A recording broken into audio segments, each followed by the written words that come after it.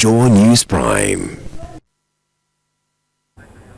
It's 20 hours in London and Abuja. In Accra, it's 19 hours. Welcome to 2 hours of compelling news content on Joy News Prime. Coming up this hour, staff of Electricity Company of Ghana once again shut their doors to the public in continuing protest of privatization of the electricity distributor. Customers have been left stranded as a result.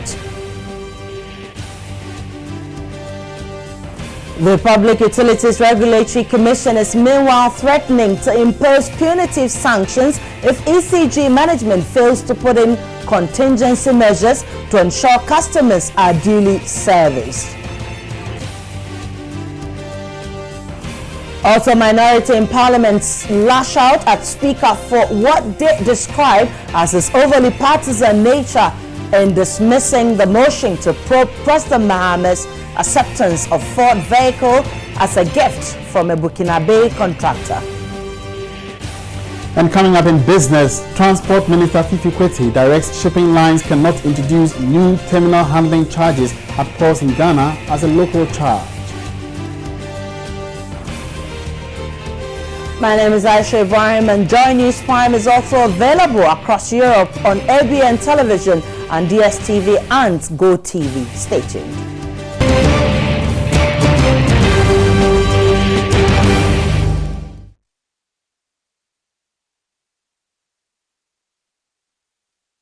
And it's 96 days to election. Don't forget, this is your election headquarters. Follow us for all you need to know about the elections on radio, TV, and online, and your mobile phones.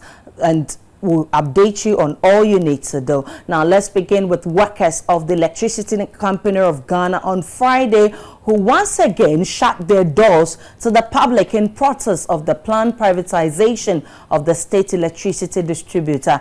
The action will be repeated next Monday, according to the workers, as prompted by the launch of the Request of Proposal, or RFP, by the Millennium Development Authority, the latest stage in the privatization process. In a circular advising the workers of the work stoppage, the Public Utility Workers Union explains the action is to protest MEDA's gross disrespect, lack of transparency, and lack of trust. Joy News' Joseph Akable observed on this visit to ECG offices here in Accra, several customers were stranded.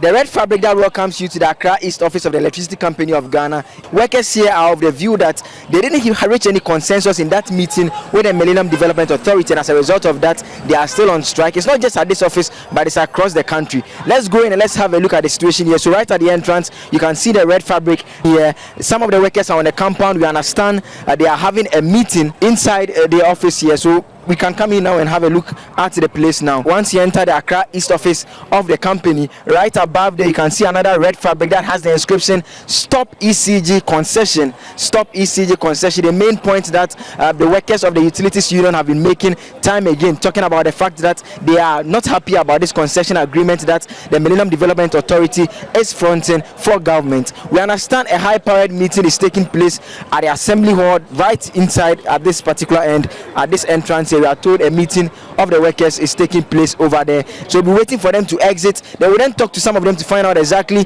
what they discussed, which services they are suspending today, and which services will be available for customers, because for many customers they are worried. They want to visit the centers, they want to have access, they want to report faults if need be, and they want it to be attended to, but it appears that is not going to be the situation. They are here on the compound, they are not working. They've laid down their tools. You can see them, some wearing red tops, others in red fabric as well. They are all standing here. Upstairs the offices are all locked. They are not providing services. They are saying that they still have disagreements with government, and until those disagreements are addressed, the offices will remain closed as it is, and the workers are still on the compound. The workers, we understand, today are continuing with their strike action. I'm joined here by two of their leaders, and they'll be telling us exactly what today's action is about, which services they are suspending, and which ones will be available for customers. So let me first start with the chairman first. So sir, which services is available for customers today, and which ones are you suspending? Yeah, the services available to customers is emergency. For instance, the hospitals, military installations, when they have faults, we attend to them. That is all. Apart from that, we are not working. We are not serving anybody. So it means that when someone comes and he wants to pay his electricity bill, or he perhaps has a fault that he wants it to be attended to, that cannot be attended to. For that one, we are looking at it, whether we should consider it, but as of now, we have not taken a decision on it. So this is the customer service office of the Electricity Company of Ghana, the Accra East office. On a normal day, you come around and you expect that you should have some workers sitting behind those desks attending to customers who come in, but the desks are deserted. The office is empty. This section of the office is entirely empty. We can also look at other parts of the office. Right ahead of us is where people are supposed to pay their electricity bills. We can quickly see the security man just locking up the place. The main exit has been locked as well. That is the point where you exit and you also come into that part has just been locked. So this is the situation here at the Accra East office of the Electricity Company of Ghana. We'll be going on to check out the situation at other offices across the country as well. Here at the Roman Ridge District office of the Electricity Company of Ghana, the situation is no different. Once you get to the main entrance, the gate right behind me, you have the red fabric expressing the displeasure about the entire arrangement, about the privatization of the Electricity Company of Ghana. So you can see the main entrance has been locked. We are being denied access to the main structure. Not just is it about we being denied access to the main structure, but also you have some customers here who have come in. They want to come. For some of them, I don't know exactly which services they've come in here for, but they are being denied. And some other customers can also be seen at the other side. They are right here. We can quickly see them.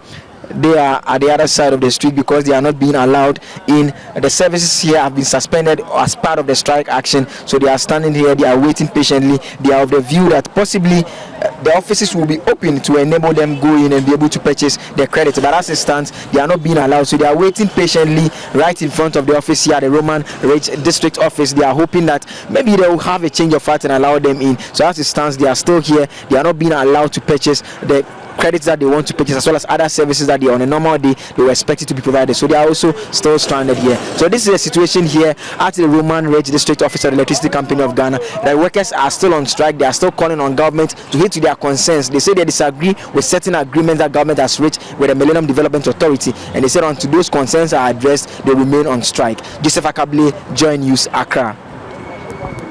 There were similar scenes across ECG operational areas across the country. Some customers of ECG who were left stranded in the Volta Regional Capital Hall have meanwhile threatened to engage in illegal connection if they are unable to legitimately purchase credit. Ivy Setoji has more in this report.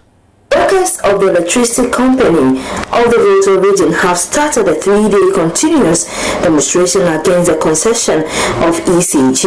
They are calling on government to reason with them and rescind on its decision to sell the Electricity Company of Ghana. Francis Dubate is the divisional chairman of the Public Utility Workers Union. It is the fact that the government is the leader of business in this country, can decide anything, but maybe it might decide not that all that decision that we take will be right. Not that what we also do will be right, we might be wrong somehow, but we must look at the two and see which way is good for us, which of the systems will be very good for us. So that's our position. I don't think we're fighting government. We're only trying to let him reason with us and understand our position. According to him, areas where state companies have been sold out to private investors have had negative consequences. Because it will not help anybody in this country. Areas where it has been, these things have been carried out, investigations reveal that it is not worth it. So therefore, why do we bring it to Ghana?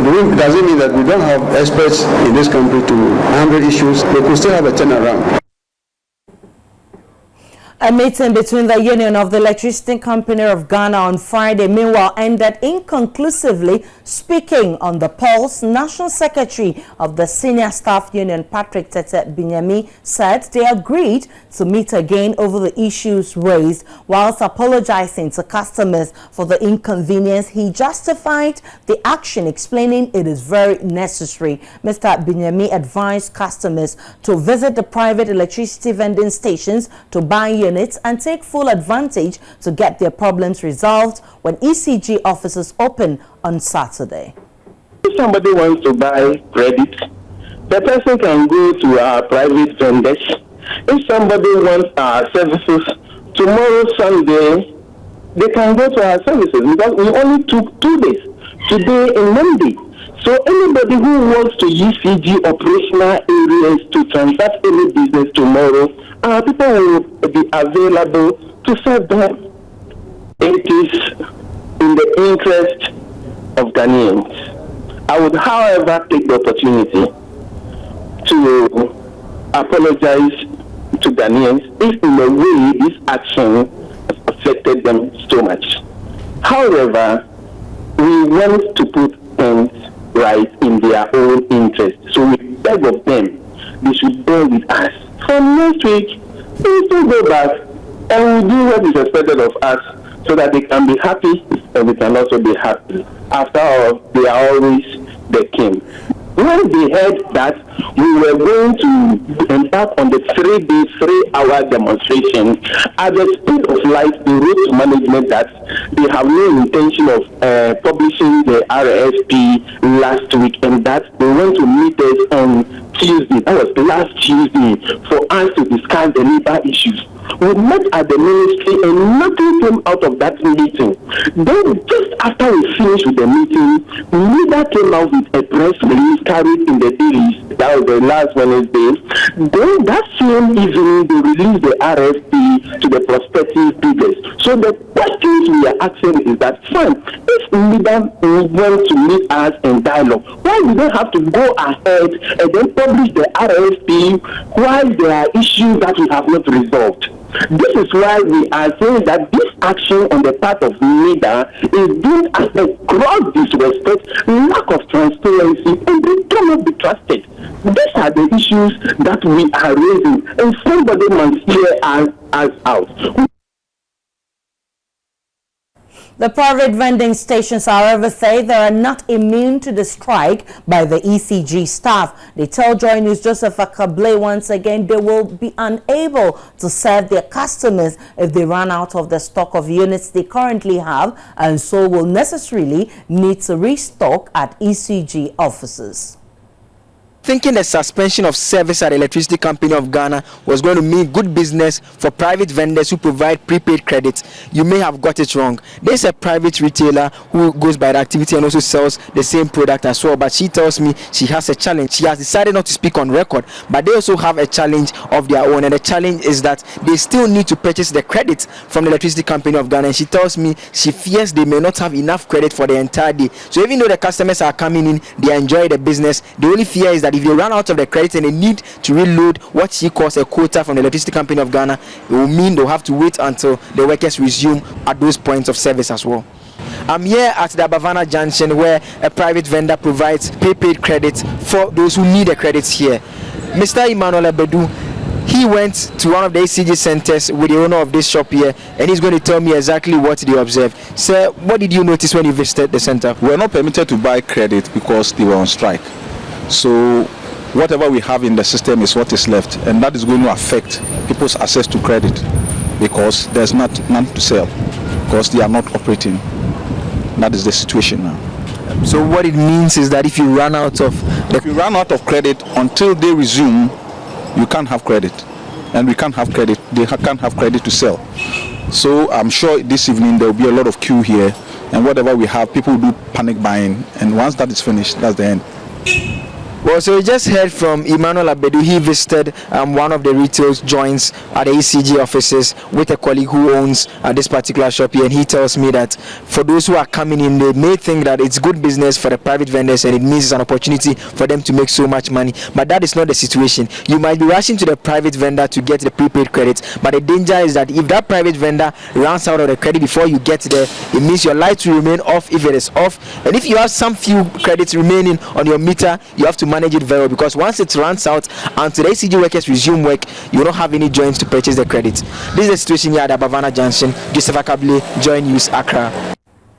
The Public Utilities Regulatory Commission, in a related development, says it will sanction the ECG for failing to put contingencies in place to ensure uninterrupted service to its customers following the industrial action embarked on by the staff. A statement issued in Accra highlighted the inability of customers to purchase prepaid electricity units, describing it as unfortunate, especially coming at the beginning of the month when many will have run out. The PURC's Public Affairs Director, Nanaya Jantwa, speaking on Joy FM's Top Story, said ECG's management has to necessarily put the contingencies in place so customers will not suffer. We went around to do a snap monitoring, and consumers are queuing at even the private vending points. You know, the private vending points have a quota, and most of them are exhausting their contingency should be immediate. And what they have to do is to increase the quota for the private vending points, so that at the end of the day, consumers can buy. Considering the fact that most prepaid consumers buy their units at the beginning of the month. Tomorrow is the earliest this directive can be put into effect. Yes. Do you expect tomorrow on Saturday, because people will be looking for these vending areas to go online? Yes, I mean, they should be written them a letter, and we've also done this press release for the public to know what is going on. And we expect that from tomorrow we are going to continue with our monitoring tomorrow, especially the private vending stations, because they are working at the moment. Have management indicated to you that it can implement this? They haven't indicated to my order. It is not whether they can or they cannot. We have a certain situation that the consumer is key in all of this. A contingency means that you have to do it by all means, considering the situation in which you find yourself. In the statement, you say sanctions. What sanctions exactly if they fail to implement? There are sanctions in the law. The 1935 has penalty units attached to it. I haven't calculated exactly, but if they fail to do it, this one is categorical. The law states that you should be able to make your customer service point open, and if it's not open, so if it is not open, you have to put in place contingency. That is another matter. The labor unrest within the ECD is another matter, but under the circumstances, consumers should not suffer. All efforts to reach management of the Electricity Company of Ghana have been unsuccessful. The ECG National Senior Staff Secretary Patrick Tete Binyemi, in an interview, however, suggested management is aware of their protest. Well, we met management, we have informed management, and then we are going ahead with it. When you informed them, what was their response? Well, as management, they have to tell us their side of it, but where we have gotten to, we must go ahead with whatever we have planned, because if we don't take time, what will happen will not be good for us as Ghanaians. We must protect the state assets. You understand me? We are obedient citizens of Ghana. We are law-abiding citizens of Ghana. And therefore, if there is a pressing issue of this sort, one of the issues raised in the compact document is for NIDA to have a stakeholder consultation. That has not been done. And this is Joy News Prime. We'll be back with the rest of the stories after this break.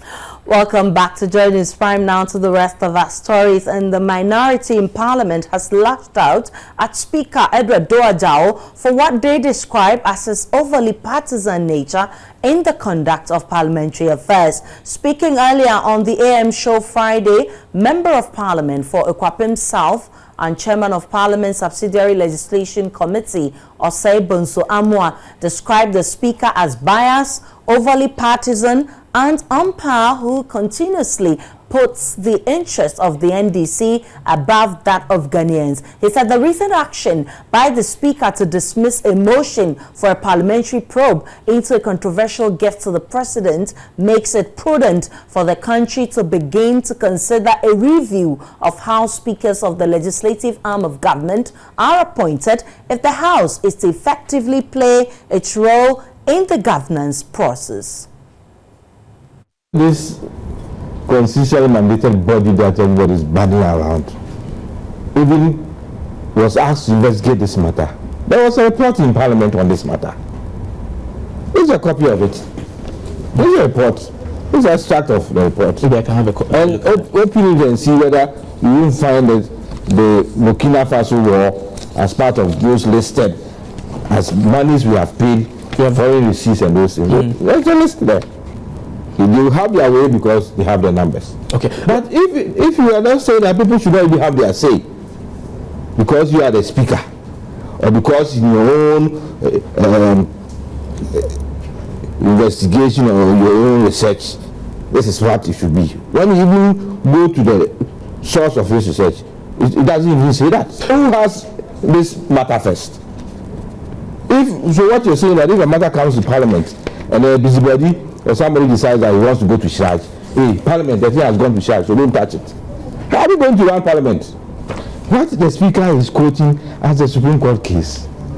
They didn't say that when there is allegation of corruption, cronyism, favoritism, etc., it's only Hajj who can handle it. What the Supreme Court said in Okujeto, Ablakwa, and another against the MT, which is reported in the Supreme Court Law Report 2012, 845, page 845, is that when it comes to conflict of interest under the Constitution, it's only Hajj which will go into the matter. But when we are talking really about conflict of interest, if you read that case, they even cite Article 35(8), where we are supposed to protect the resources of the state and avoid corruption. I can quote it here for you. So it wasn't only on one provision in the Constitution that the court ruled on the matter. So if you go and pick only one provision in the Constitution and say that, hey, it's conflict of interest that we want to talk about, it's conflict of interest, as for conflict of interest is in the domain of Hajj, Supreme Court has ruled on it, then you want to turn the whole law upside down. Otherwise, then Parliament cannot function. Because every time it goes to Hajj, oh, you can find conflict of interest in it. So Parliament keep quiet for Hajj to do this work. What business do we have having public accounts committee? People felt that coming from our fold, having gone through and risen to that level, you should be given the opportunity. But I believe that he has abused that opportunity. Do you regret endorsing? Very much so. Don't think you regret having endorsed the Speaker of Parliament? Very much so. Why do I say that? I can list. I can list a number of. You have to calm down.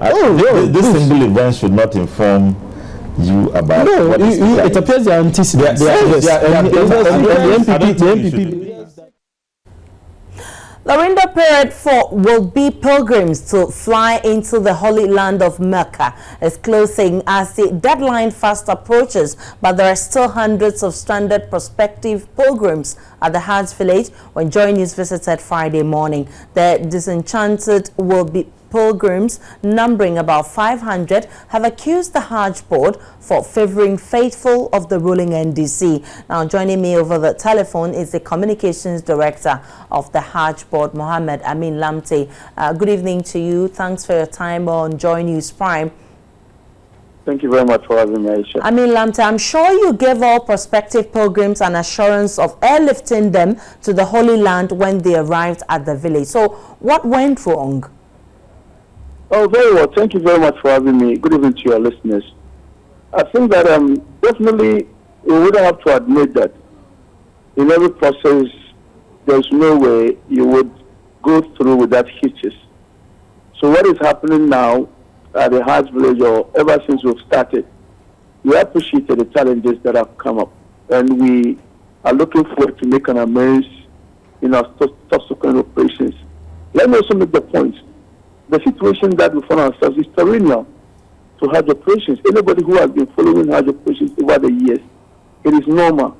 When at the tail end of the operations, such things will happen because of the little things that we do as individuals. Until we correct those abnormalities, these things will happen till the kingdom come. I mean, but you made a point of a figure about 500 have been stranded, and that is not true. I don't know where you've got that figure, because when you come to the Hajj village, the people that you see, it is not a reflection of the number that is there waiting to be airlifted. Majority of the people at the Hajj village at any time that you come are people coming from various angles. We have market women, we have retailers, we have those who are there. They are the majority. Those who come around just to see their relatives off. So that number, 500 or 750 people, paddling around, it's not true. I mean, I'm aware that you are giving a quota of Ghanaians you are expected to airlift to Mecca. And so how come this, I mean, what happened that you gave more than the people you are supposed to airlift, or how did this whole thing happen? It is normal with operations. Number one, our quota is 5,424. And as we speak, we've made the point from the onset that 11 flights are scheduled to airlift the quota, the number I just enumerated. And then we are able to do the 11 flights. It was last Tuesday that we have the last 11 flights. Now, flights 7 and 8, we have some shortage. Instead of the aircraft that we took on board passengers, it came and took 460 and 461. So we have some shortage here. Plus, the last flight, due to the lack of visa, we had 30 empty seats. So you bring all this together with the little ones that we have, and then you can easily get the quota that we have from the Saudi government. So we are on course. Agreed. The little challenges that we have, Aisha, it comes from several reasons. Number one, delayed payment. Number two, passports that are defective. Number three, your passport might go to the embassy, but their system that goes ahead to issue visas will reject your passport. So we need to bring it back to the Hajj village and rectify it. If it is beyond our comprehension, we send it to the passport office to rectify it, bring it back to the village, and then we forward it to the Saudi embassy. The process is very long and very tedious. So people might not understand why sometimes when we say passport have been sent for visa, it takes long because of some of these things that happen along the way, Aisha. So you said the numbers we mentioned are wrong. Correct us. How many have you airlifted so far? How many would have to pack their bags and baggages and go back to their homes? So far as we speak now, those who cannot make it, majority have left the Hajj village. How many? The Hajj village is quiet. Well, I can tell the number is unpredictable. Because now it is like you are selling something, people make offers, people paid into your account, and then you haven't finished with the processes.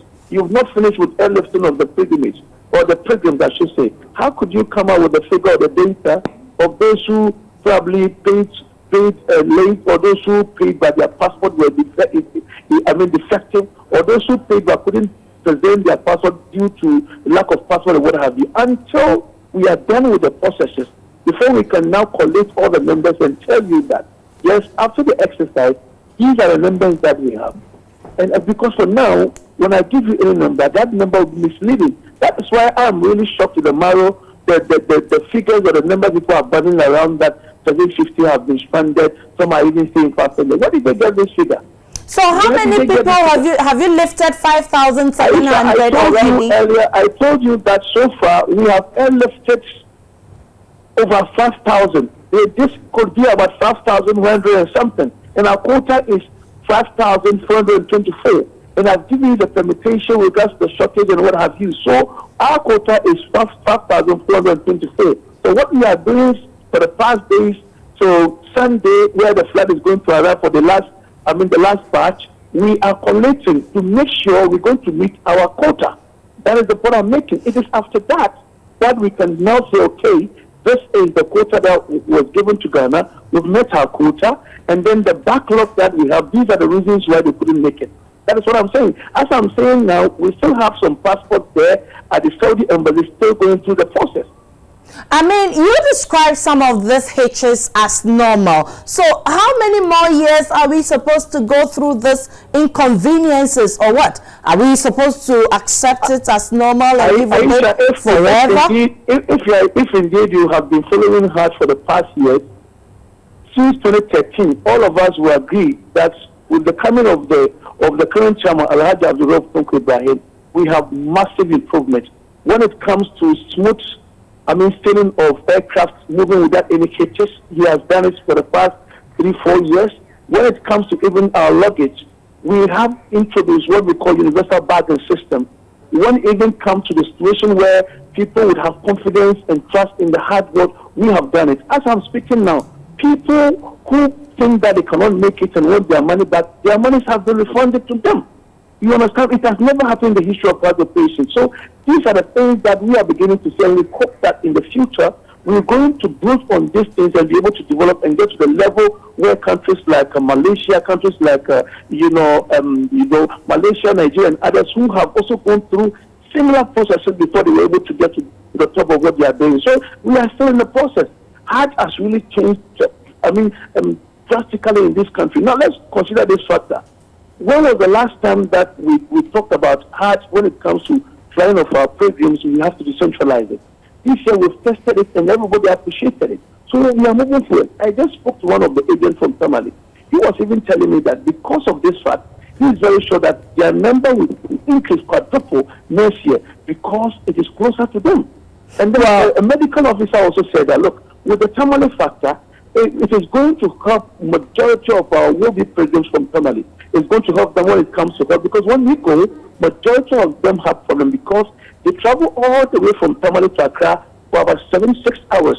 They come to Accra, they go through this stressful moment, and then they burn another flight for over 6 hours again to Saudi Arabia. But this time around, the hours have been cut to 6 hours from Tamale to Medina. So these are the little achievements that we have made, hoping that bringing all these achievements together, Aisha, in the future things will change for the better.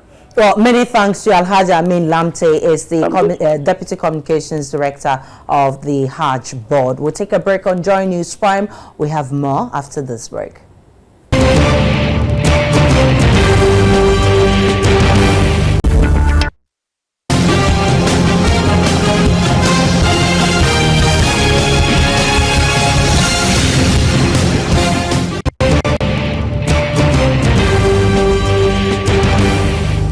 And this is Joy News Prime. Welcome back now to the rest of our stories. The governing National Democratic Congress says it is set to launch its manifesto this month. There have been back and forth between the NDC and the opposition MPP over the release of their manifestos, while the NPP insists it will launch the document after the NDC because it fears it will be copied by the NDC. The latter says it is in no hurry to launch the manifesto.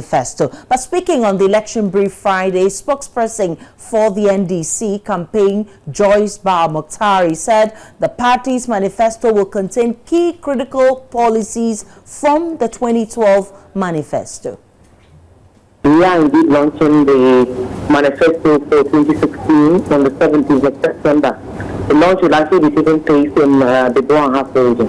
We do know that manifestos usually will be encompassing our vision, our goals, our policies, and of course all the things that we intend to do as President Mahama takes the second term and of course his final term in office. So indeed our manifesto will probably build and augment and enhance all the existing things in the 2012 manifesto. It would likewise also be setting some very key and critical policy statements and setting some new views. Indeed, having been in government now for about the last 3 years, we will also be accounting for our stewardship. And of course, there are some other things that have come to our attention that we will now be putting into the manifesto going forward. Well, we're not giving any details yet. I believe that yesterday, Honorable Asidun Ketia granted a similar interview. He actually explained that the manifesto will be a very well-researched document. We would not only be touching on our achievements, but it would also be presenting our new policies and goals as we go forward into President Mahama's second and final term in office. We do know the manifestos usually are just a very basic statement of what we expect to do, what our policies will be, etc. Since we are currently in government, we will also be accounting largely for our stewardship. So I do think that it will pretty much be along the lines of our existing manifesto. We will have several key thematic areas. We will be touching on all the other social interventions that we've been able to complete or that we intend to bring up new ideas and new ways of doing new things. We would actually touch on several other facets of our social development. Very much similar or akin to all the existing manifestos that we have. But you do know that presently we would rather keep it in the wrap. President Mahama is expected actually to take us through the highlights a few days before the official launch. And of course, at the highlights, all the key critical components of this document be made possible and available and explained clearly to those who are present.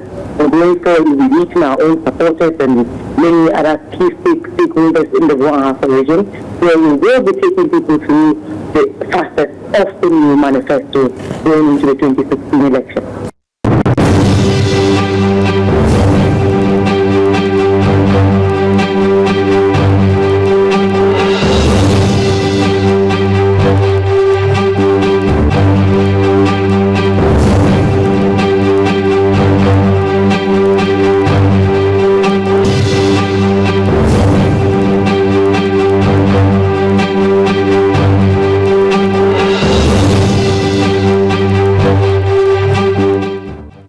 And it's 95 days to elections. Join us on election headquarters for all you need to know about your elections, and we'll bring it to you on radio, TV, online and mobile. Now, the Electoral Commission of Ghana says it will, from Friday, September 9, 2016 to October 7, 2016, begin accepting applications for transfer of votes from one constituency to another. A statement signed by the head of communication of the EC, Eric Jakbasu, stated all registered voters who wish to transfer their votes from the polling station in the constituency where they registered to different constituencies where they wish to vote in the 2016 general elections are required to visit the district office of the EC in the constituency where they are now resident to complete the vote transfer application form to be processed for the transfer. In order to qualify to transfer his or her vote,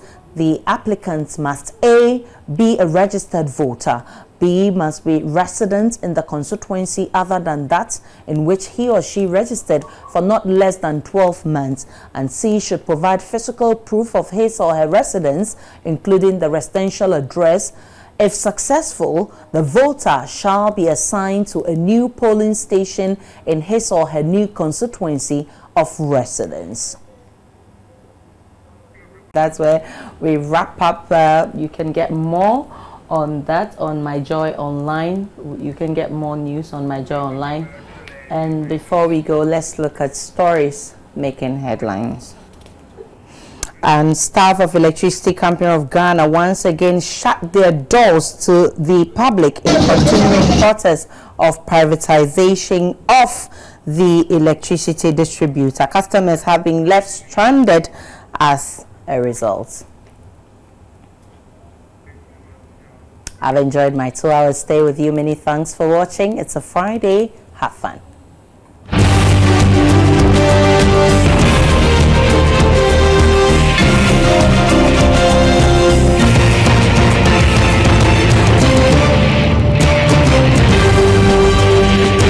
This is Joy News Pro.